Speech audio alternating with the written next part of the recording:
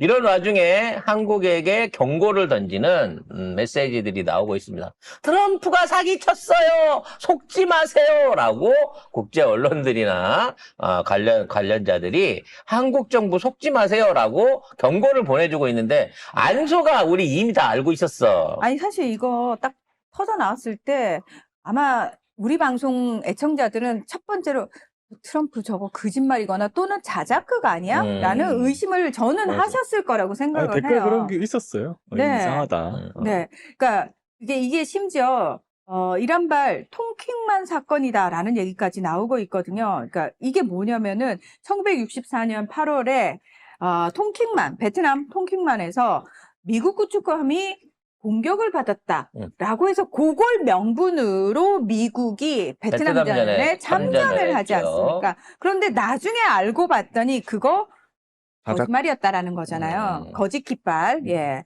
자, 우리나라 HMM 그 선박 나무호가 기관실 폭발로 인한 화재가 발생을 했는데 원인이 밝혀지기도 전에 트럼프가 갑자기 동네방네에 야, 이란이 한국 선박 때렸다. 그래서 한국이 프로젝트 프리덤에 참가할 때가 왔다라고 나발을 본 거예요. 심지어 몇 번 말씀드렸습니다. 외부 피탄 흔적이 없어요.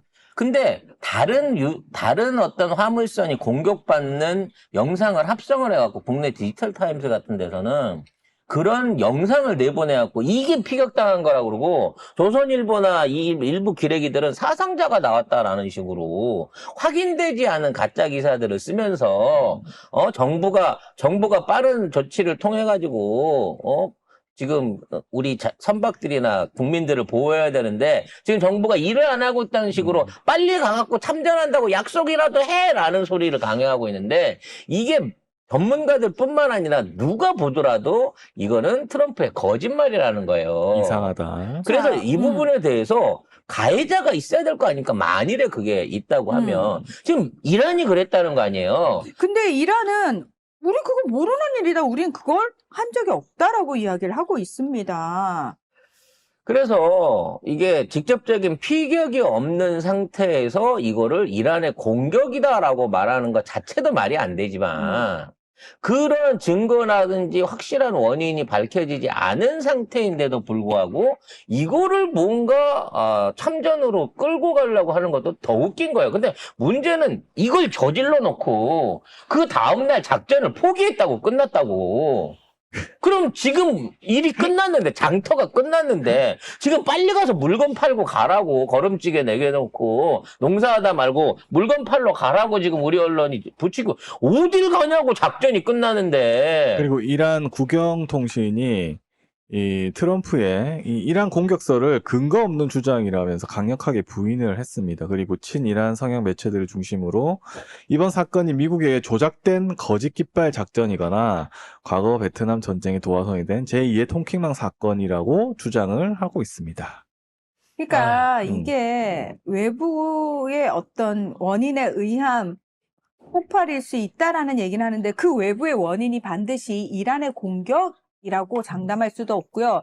설사 만약에 이란 공격이었다 하더라도 이란이 한국 선박을 직접으로 겨냥해가지고 공격을 한 건지도 알 수 없다는 거예요. 왜냐하면 미 군함하고 이란 사이에 교전이 있었는데 그 과정에서 오폭이 있었을 수도 있고 그렇죠. 또는 그러니까 누구에 의한 오폭인지는 알 수 없어요. 이란 측에 의한 오폭일 수도 있지만 미 군함 쪽에 오폭일 수도 있는 거예요. 약간 이게 천안함처럼 갈 수도 있는 부분인 겁니다. 그래서 일부 기레기들은 또 조선일보 여기 인간어뢰 서설 쓰듯이 이란의 그 어저께 설명드렸던 공격 보트가 공격을 했을 것이다. 기관실이 아무래도 이게 선미 뒤에서 바다 쪽에 많이 잠겨 있는 부분이기 때문에 그래서 외관으로 눈이 안 보이는 것 뿐이고 그 보트가 공격을 한 거다라는 식으로 막 또 인간 어뢰설을 만들어내고 있어요, 지금. 이란이 보트가 공격해가지고 망가진 선박들, 화재난 선박들, 동영상 몇 개만 찾아보면은 이번에 나무호하고는 다른 양상이라는 거를 확인할 수가 그 있어요. 보트가요, 한번 폭발하면 장난 아니에요. 거의 반파돼 버려요. 맞아요. 그러니까 선박들 피해가 어마무시해요. 근데 그걸 갖다가 그거라고 막 우기고 있는 거예요. 그리고 미국도 그 얘기 했었어. 미국이 그냥 고속정이 하도 무서우니까 지나가는 보트를 오인해가지고 공격 보트인 줄 알고 10명 이상 그 우방국 소속 보트를 공격해갖고 사살했다라고 하는 것도 인정을 했어요, 루브 국무장관이. 그러니까 얘네들 입장에서는 적과 아군에 대한 어떤 피하 탐색도 안 될 뿐만 아니라 본격적으로 아까 얘기한 보트 모기 보트들이 미군 배에 달려들기 시작한다고 치면 지금 저거 전멸하는 수가 생길 정도로 지금 전황적으로 위험한 거예요. 그래서 얘네들이 1000km 바깥쪽에 있는 겁니다. 쳐맞을까봐 무서워서. 그 보트가 거기까지 못 오니까. 그러니까 호르무즈만 근처로 오기만 와라라고 지금 보트들은 기다리고 있어요. 근데 안 와, 지금 미군 배들이. 못 가. 그래 놓고 우리 보러 가라는 거잖아, 지금 거기를. 야. 저기 니들 좀 가봐라. 저기 무슨 일 벌어진 것 같으니까 니들 좀 가봐라. 또 얼마나 비겁해. 아니, 내가 앞장설 테니까 니들이 내 옆에 따라와. 그러면 한번 생각을 해볼 텐데, 지는 1000km 밖에 있으면서, 야, 니들이 한번 들어가갖고 상황 한번 보고 나올래? 이런 짓을 하고 있는 게 지금 미국이 하는 거라는 거예요. 트럼프가 진짜 못돼 처먹은 놈인 게, 아유, 겉봐. 미군이 호위한 선박들은 다 빠져나왔거든? 그런데 한국 선박이 독자적으로 움직이다가 처맞은 거 아니야, 이란에 의해서. 이렇게 얘기하는데 무슨 얘기예요? 한국 선박은 정박돼 있는 상황이었고, 네 거짓말하지 마. 미 군함이 호위해서 빠져나온 선박 없어. 한 대도 없어요. 그거는 가지를 못하는데 무슨 호의를 하나? 아니, 그냥 코너만 돌아섰다가 2발 맞고 도망 나온 거 아니야, 지금. 에이. 그래서 지금 이란이 이런 발표를 했습니다. 지금 호르무즈만 통제 잘 따라줘갖고 조만간 호르무즈만 개방하겠다, 이제는. 이렇게 지금 얘기를 하고 있는 거예요. 그러니까 미군이 군대만 빼면 우리는 언제든지 호르무즈를 개방할 여기가 있다. 다만 홍가려는 주고가 뭐 이런 얘기이긴 하겠지만 아니지. 그냥 협상 들어와 하고 있는 거잖아요. 아무튼 지금 상황에서 미국은 자이든 타이든 발을 뺄 수밖에 없는 상황이 이어지고 있는 것 같습니다. 자, 이런 와중에 세 번째 유조선도 호르무즈를 통과했다고 하는데 요게 호르무즈가 아니고 홍해를 통해 가지고 호르무즈를 통하지 않은 홍해에서 들어온 겁니다. 제가 몇 번 말씀드렸죠. 어저께 방송에서 말씀드린 대로 홍해 쪽에 사우디 항만에서 그 파이프라인을 통해서 싣고 온 원유를 지금 홍해를 통해 가지고 아라비아 반도 쪽을 돌아서 나오고 있는데 이걸 공격할 수 있는 애들이 예멘 반군이라서 예멘 반군의 사격거리 그러니까 대한미사일 그 발사 거리를 조정해 가면서 루트를 별도로 지금 우리가 만들고 있다. 적군이 공격 못하는 우회 루트를 만들고 있다는 말씀드렸는데 이 루트를 통해 갖고 벌써 세 번째 배들이 빠져나오고 있는 거예요. 이게 왜 중요하냐면 연말까지 최소 100대 이상의 유조선을 통해 가지고 2억 배럴 이상을 사우디에서 우리가 받아와야 됩니다. 약속한 물량이 있기 때문에. 근데 통과를 못하면 소용이 없는 거잖아. 통과를 할 수 있는 라인들을 지금 확실하게 구축해 가고 있다는 증빙이 되겠습니다. 사우디아라비아 서부 얀부항에서 원유를 실은 우리 유조선이 호르무즈 해협 대신에 홍해 항로를 이용해서 국내로 이동 중에 있습니다. 이게 세 번째고요. 일단 우리 해양수산부는 해당 선박의 안전을 위해서 24시간 실시간 모니터링과 선사 간 소통 채널을 가동해서 보안을 위해서 구체적인 선명과 항로는 비공개를 했습니다.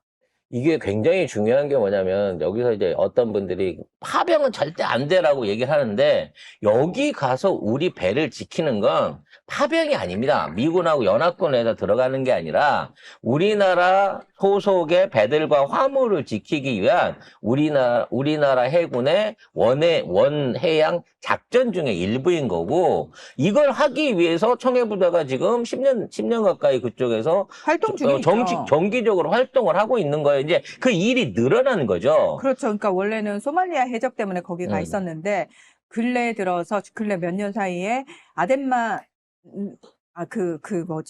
예멘의 후티 반군이 홍해 쪽 입구를 떡하니 막고 있는 상황까지 겹친 거예요. 그러니까 엎친 데 덮친 격인 그래서 거죠.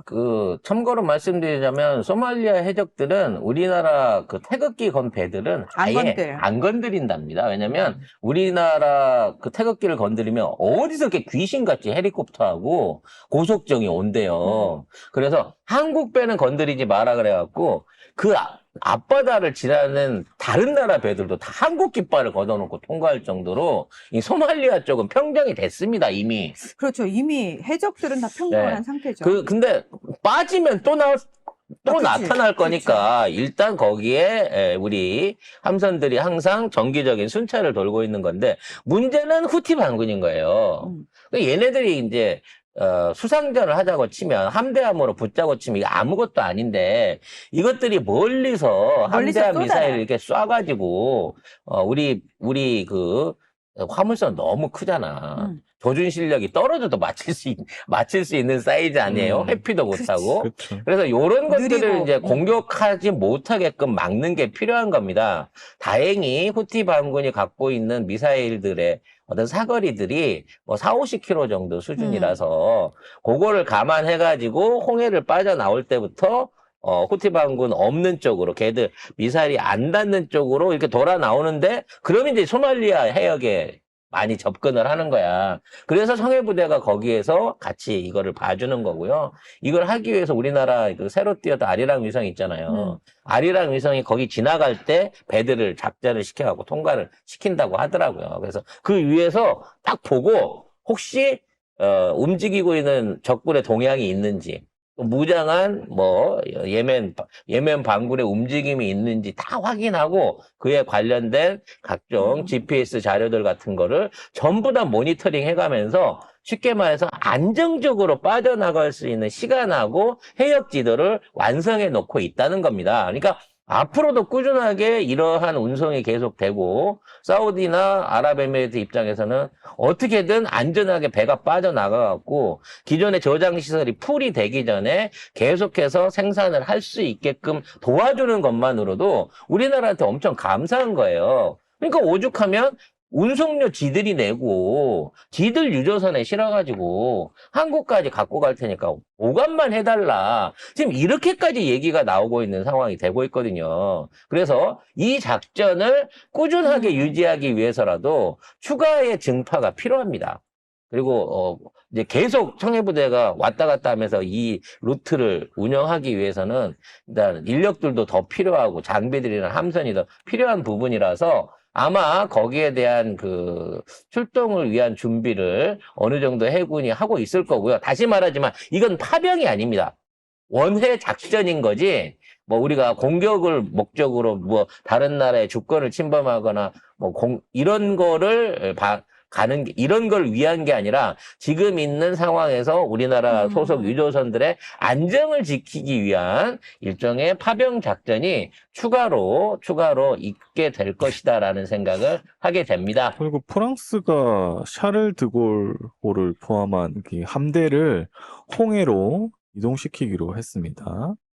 그래가지고 이게 뭐 이란을 설득을 하면서 이거는 그 교전 당사국과는 별개로 운영될 거다. 이렇게 얘기를 하면서. 그러니까 우리는 절대 미국이나 미국이나 편을 들거나 이란을 위협하거나 오만이나 예멘 같은 이른바 친이란적인 국가들하고 충돌을 일으키는 게 아니다라고 하는 전제들을 외교적으로 설득하면서 그나마도 있을 수 있는 무력적인 위협에 대해서 미리 대비할 수 있는 준비를 해가지고 안정적인 루트를 확보하는 게 중요하다는 것이죠. 사실 이거 러시아에서 하겠다. 그냥 배관만 빼오면 이거 아무것도 아닌데.